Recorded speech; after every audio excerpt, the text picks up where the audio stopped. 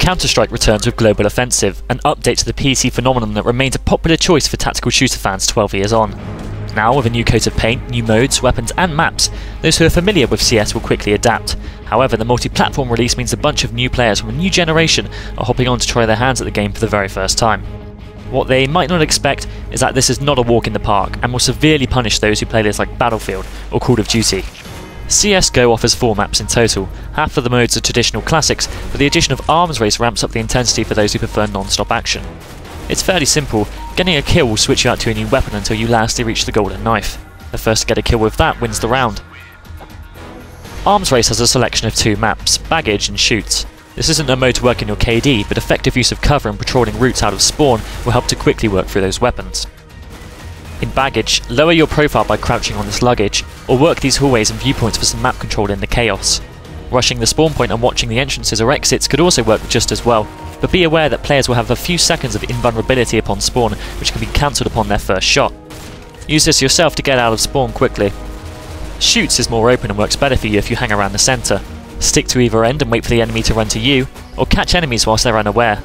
A lot of action takes place on the ground, so the elevation isn't really worth it as the sightlines are very open and not of much use.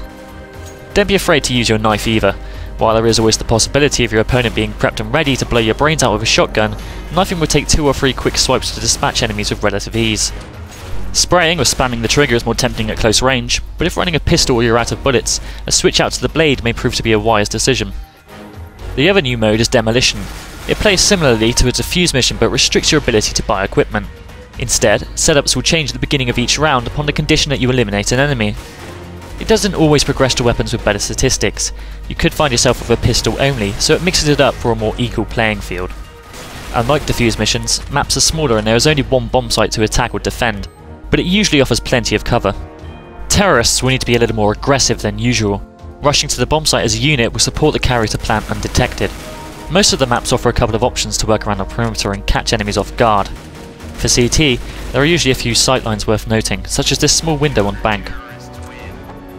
With no aim assist on console, it's all about precision with the sticks. While that may be frustrating at times and lol-worthy for PC gamers, it does become rewarding to master the controls and get the better of your opponents because of it. You'll quickly learn that automatic weapons will kick considerably on sustained fire, and that holding down the trigger will render the gun useless outside of arm's reach. To counter this, always aim for the chest and fire in bursts to maximise damage. The recoil will guide your aim for the desirable headshot. To help further, it is vital you crouch often to reduce bullet spread and significantly improve your chances of a hit on target. Crouching will increase your accuracy, but heavily decrease your mobility, so it's usually best for mid to long range encounters. Jump into offline modes to practice your aim against bots, ramp up the difficulty over time for a more realistic simulation. The PS3 version offers mouse and keyboard support, and that will certainly give you the edge if it isn't a chore to set up. The classic game modes are easy to understand, but never easy to master unless running with an organised team. There are 2 playlists to choose from, Defuse or Hostage missions. You will learn the basics very quickly if you don't know them already, but there are a few key ingredients to winning that are worth reinforcing. As CT in a defuse mission, relocate to the bomb if it's dropped and guard it, as terrorists will be drawn towards it like a moth to a light bulb. In contrast, as a terrorist you want to follow whichever direction your bomb carrier goes.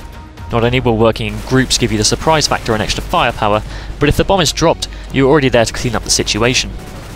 Teamwork is everything and will produce better results if you communicate. You'd be surprised how many people will follow if you get on the microphone and share your plan of action.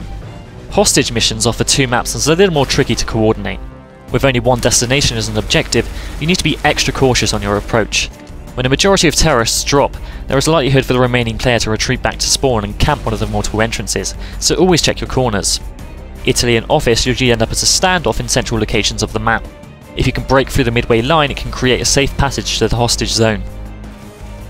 There is a steep learning curve here that is rare to find in more recent shooters, and doing well on a consistent basis is not something a lot of people can say. There is no magic formula, but keep at it and maybe you can be one of the minority.